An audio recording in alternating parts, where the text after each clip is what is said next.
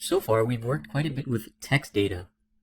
Our next objective is to insert some images into our document. We've included 4 images in the downloads file pertaining to this lecture. You can use these images or your own set of images.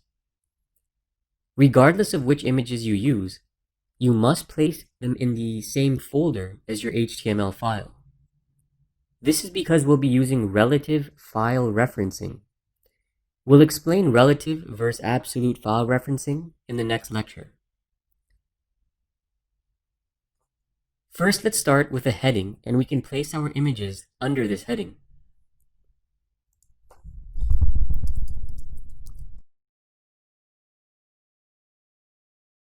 With our heading created, let's create a paragraph so we have some spacing between our heading and the images that we're going to insert.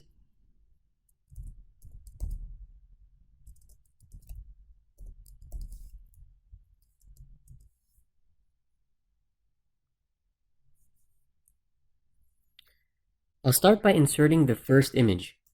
This is done with the image tag.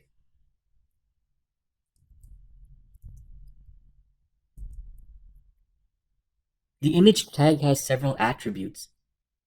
For the purpose of this lecture, we use the source attribute, which defines the location of the image. We'll also use the width and height attribute, which defines the size of the image.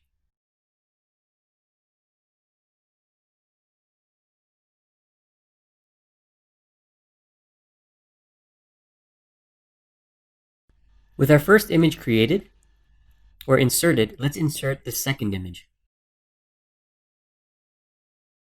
I'll also specify the width and height of this image.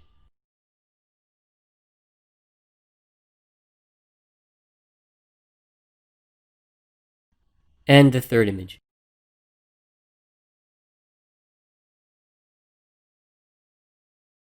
The image tag, as you can see, does not require a closing image tag.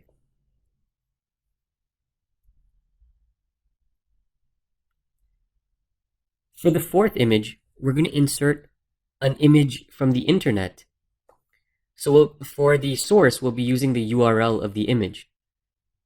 This is called an absolute file reference because it includes the full path of the image. And once again, our next lecture is going to talk more about absolute and relative file referencing.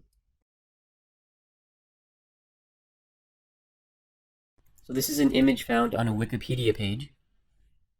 And I'll just specify the width and height as well.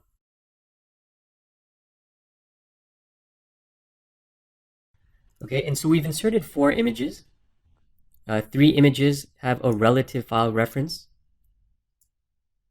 They're located within the same directory as our HTML file. We've specified the width and height of each image.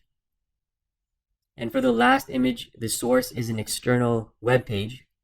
So we've included a URL of or a link to the image, and also the width and height as well. So let's go ahead and save this file and preview what it looks like in our web browser.